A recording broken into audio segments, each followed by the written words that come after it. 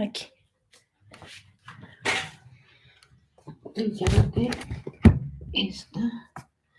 You're live now. Okay. Hello, dear friends. So what happens is that there's a storm. There's a storm in where we live, and sometimes things don't work, and we don't have fast internet and stuff like that. So, hello, how are you doing? So, I'm Mary. How are you? Okay, what happens is that a lot of people get jealous because I always say, "Where's Mary? Where's Mary Lloyd?" And then other people need to know that I'm aware that they are there too. Okay, so Anna is getting into my computer because mine is very slow. And it seems like when it rains, we do not have a lot of very good connections. So it happens. So let's talk about uh, first. First, see, this is what we made, and we have pictures of it, and we have everything in Patreon for this is this month a project For knitting. for knitting, and then Anna made this beautiful handbag.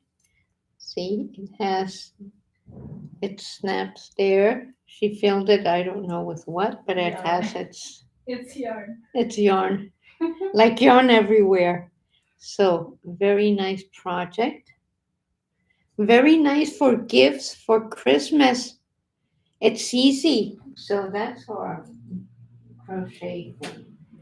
So, let's talk about color work or intertia, or I don't know how you say it, intertia.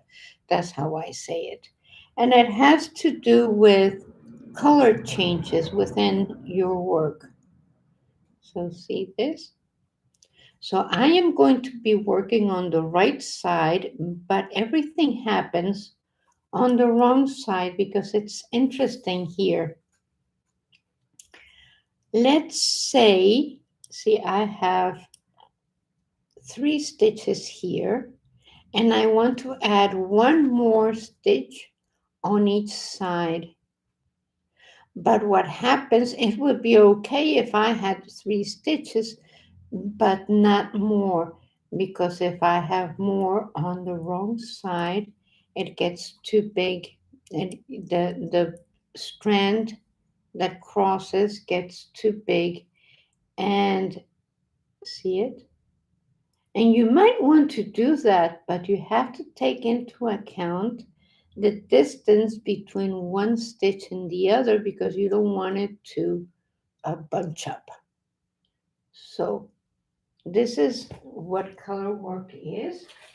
And so what you do is that I'm going to be going just this time, I'm just going to go straight without adding a stitch.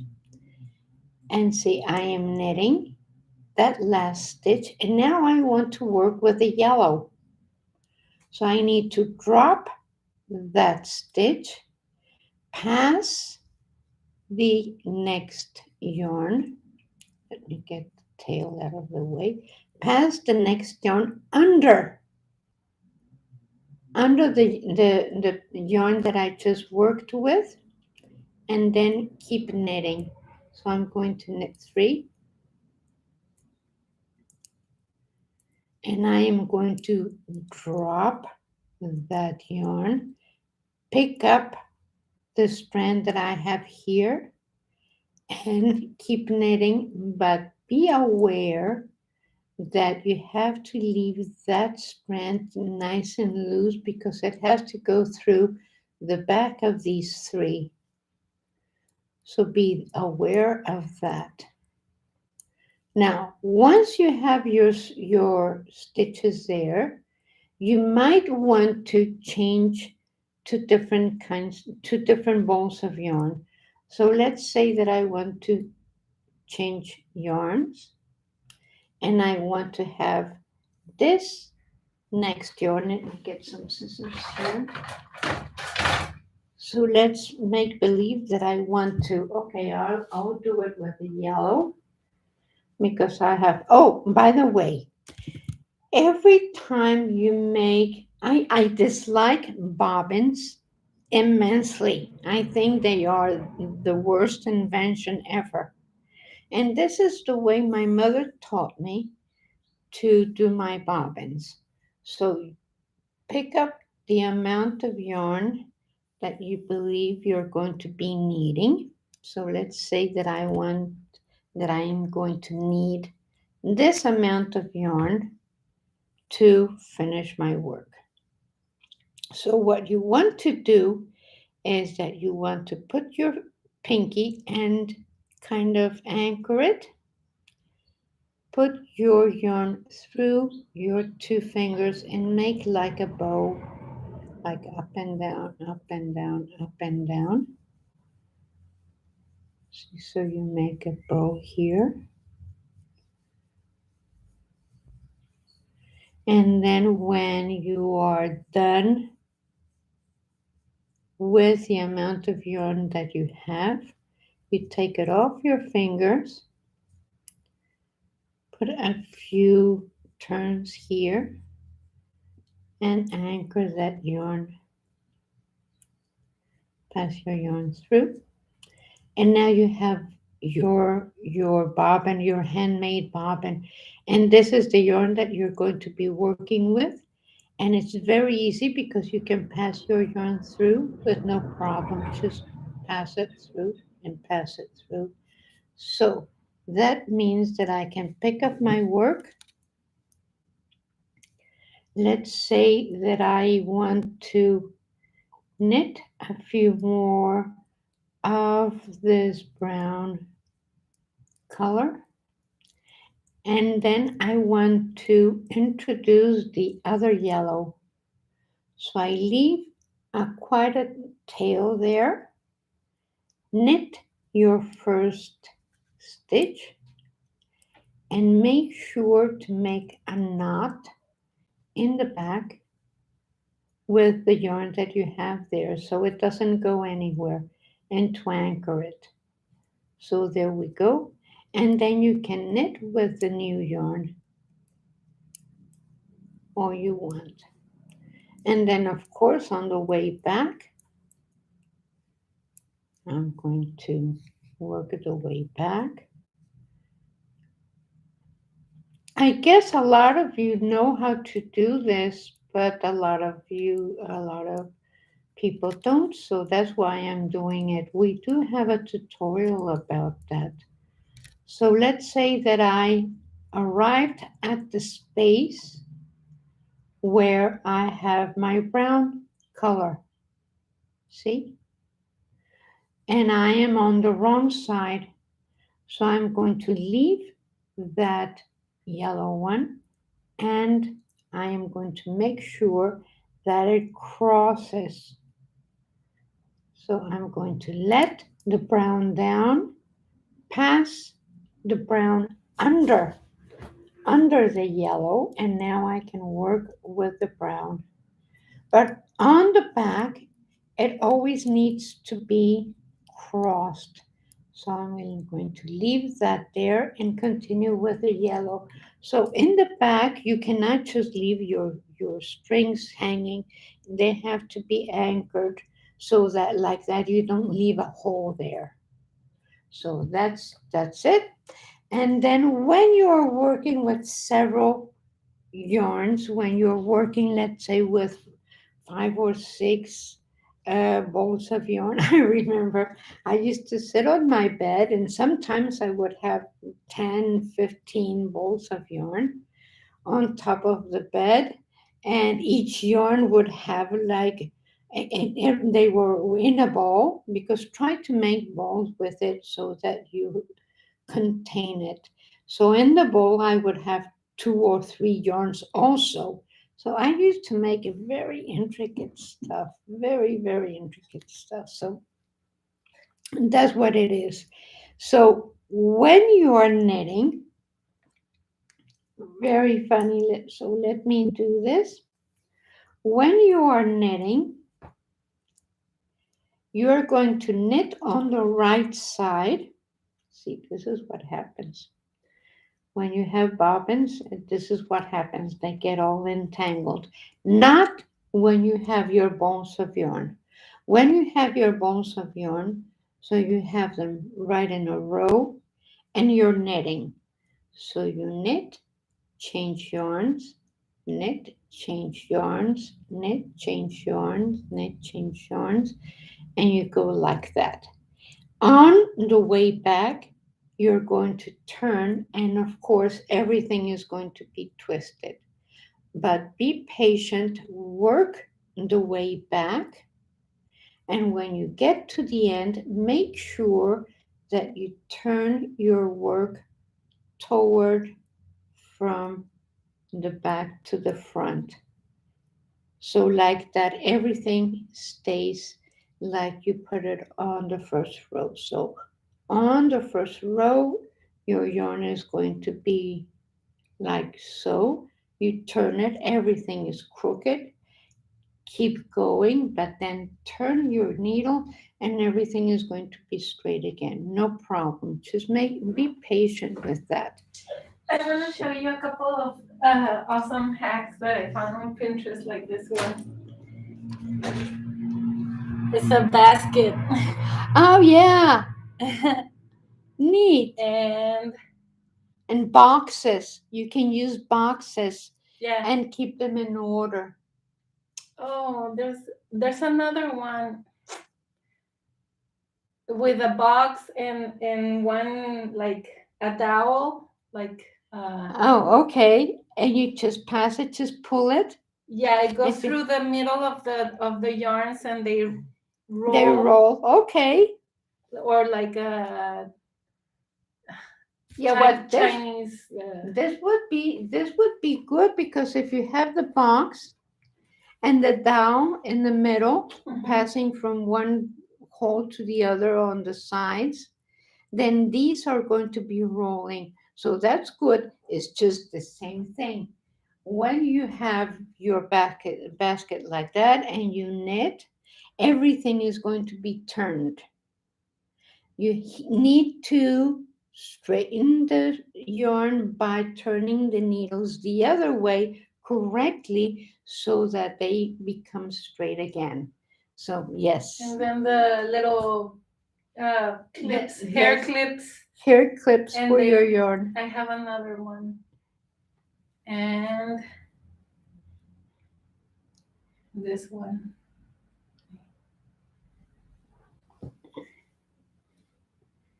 For guiding the yarn too. That's pretty easy. Let's see. Okay, yeah. It's just you use a clip in some kind of container.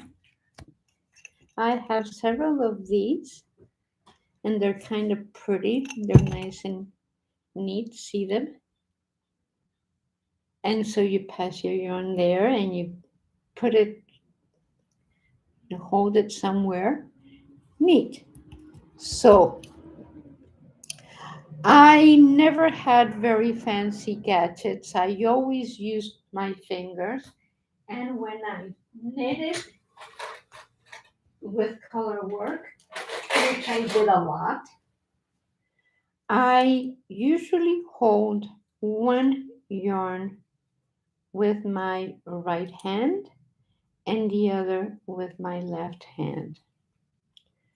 So let's say that I needed to knit 3, which I did, and then I let go, twist my yarn in the back. Make sure you do that, and then keep going with your other hand, and knit with your other hand if you can. If not, you're going to have to leave the yarn and keep doing it the way you do. So that's the way I did it. And then we did have hack somewhere on a nose about these rings that you put on your finger. Yeah. And then you pass your yarn through one and the other, and you have the two colors there. Of course, this is for when you only have two colors and you're working only with a very small amount of stitches. So there you have it. Funny looking things. Only for two yarns. I do not work with only two yarns, but a lot of people only do that.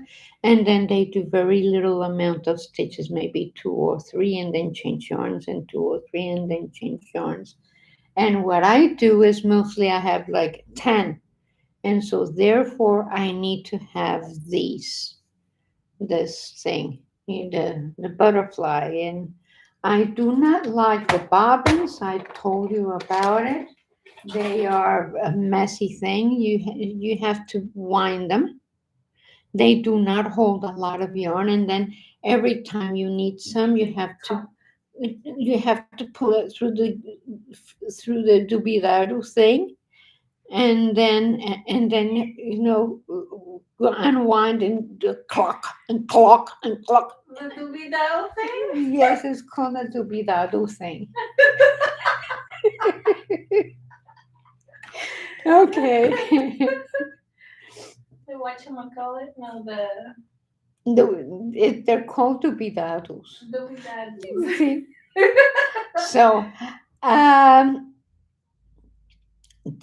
so the bobbins, and there's a lot of hacks, and yarn work is very pretty. What I used to do is that I had grid paper like so, and then let me get a pencil. Oh, you can use the chart minder app.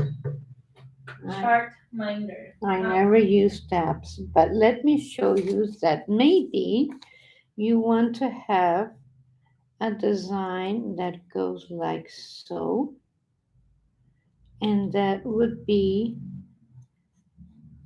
normally they each square represents one stitch and one row. And I find it very difficult, like one, row two, row three, row four, row five. And that would be like a very inclined thing. What I did for my projects, because a sweater would take like a huge amount of squares, and what I did is that each square would mean one row going and one row coming back. That means the right side and the wrong side. And then change yarn, and then one row going and one coming back, and then change position, and then one row going and one. If I needed to do every row, so I would go with two squares and two squares. That would mean change yarns on on the wrong side and on the right side. So if you want to design your own knits, your own design, use grid paper. That's what I did. I used to have rows and rows and rows of designs on grid paper, and I used to buy the grid paper huge, like huge, and cut it in half and use half the front of each for each sweater.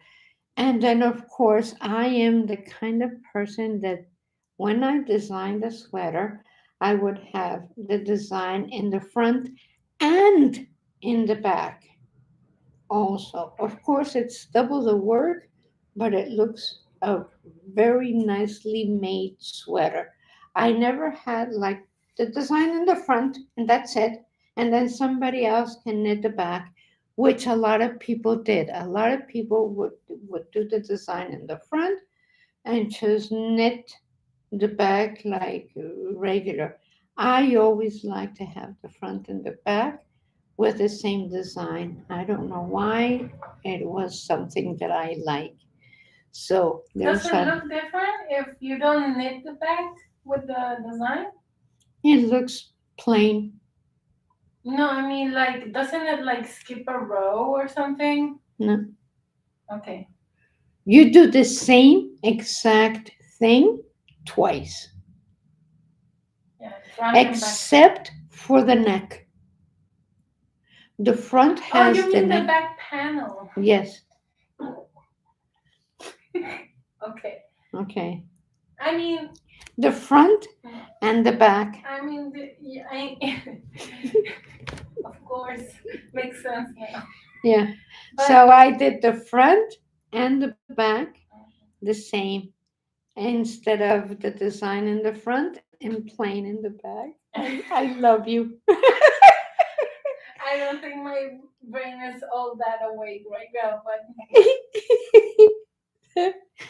So it's very pretty. You can make beautiful designs. You can make pillows.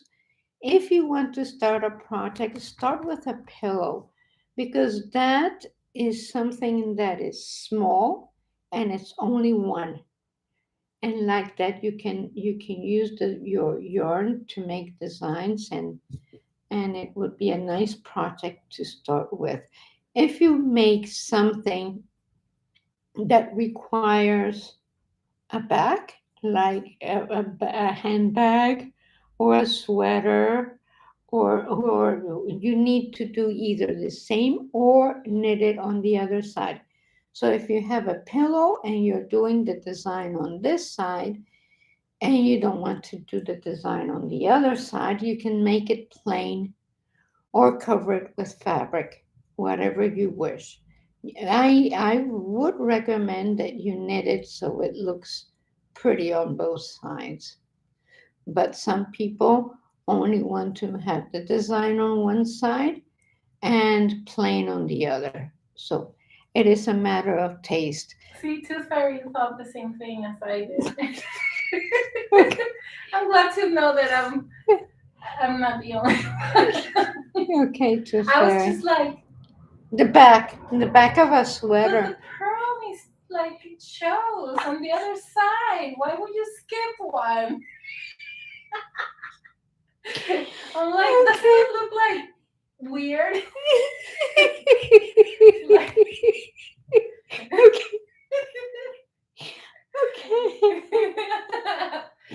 I'm like, Okay. some people don't do the other side. Some people I'm like- don't just the front. I'm like, just why? Just the front. Yeah. The back is void. I know, it'd be like kind of like TV noise, It's like glitches or something. AI. AI. Okay. Your generation associates The new, AI the with new glitches. generation Any of kind tech knitting. word, AI. AI is a new tech word. Let's just Yes, use yes. AI. So whenever you don't know something, Yeah. just say AI. AI. Okay, so that's what it is. Thank you for listening to me. And thank you for my tardiness. I was not able to get online very easily because it's raining. I know, like just a little rain. Sometimes there's like a hurricane coming, and we're fine. Yes, We're fine. We're like connected and everything, not even like delayed. And now it was a strong rain, but it wasn't like hurricane weather. And it's like, it's like in San Antonio, like it rains a little and the light goes off. I mean, just a little bit of rain. The electricity went away more often in San Antonio than it does here. And the Texas grid. I don't know. I'm not going into it is a Texas grid. It was bad, but I'm not going to go into politics I because didn't go into no. politics. no, it's just reality, plain and simple. So anyway, thank you very Mhm. Okay, dear friends. So thank you. Sign up for our Patreon if you can. Sign up for Patreon. we already have Mary in there. First, she was waiting in line for about a week. ERCOT sucks. Yes. Yes. Feels like your electric wires are not waterproof. No, they must not be waterproof. No, but I remember in San Antonio, it rained a little away, no electricity. It would take a half day for them to fix it. Here, at least, it's just like less than an hour, and it's done, it's fixed. We don't go without electricity for long. Anyway, we had a hurricane, a category 3 hurricane, and we had electricity. When did we have no? When was it? No, category 3. You were not here when that happened. Yes. We were in category 1. No, it was strong. I was here. It was bad. And like the sound of it, the sound of the wind. Oh yeah. Was amazing. Amazing. We were thinking about leaving, and we decided to stay. But anyway. Our viewer Diane, just so you know, we are gonna be getting rid of memberships very soon on YouTube. So I'm asking people to start moving into Patreon if they can, because I already have the content on there. Diane, if you want to reach out to me because you're a member, I can send you the content if you want. JoannesWeb@gmail.com. If it's easier for you, if you don't want to sign up for Patreon, all the members that we have on YouTube, feel free to email me and I'll send them the content, or I'll post it on YouTube as well. But I want to be able to give them value for their contributions on YouTube still. We're probably going to get rid of memberships starting next year, just so you know. But if you remember, you can go to Patreon. Yeah, if you can go to Patreon, that would be nice, because you'll get used to the platform. Everything will be there in just one single place, and you can also like comment, instead of having to look for a video and comment here on YouTube and everything is everywhere. Over there, everything's in one place. So. Okay, it's a good thing she knows what she's doing. Thank you very much for being with us and for being patient. And I will see you next Wednesday at noon. Thank you.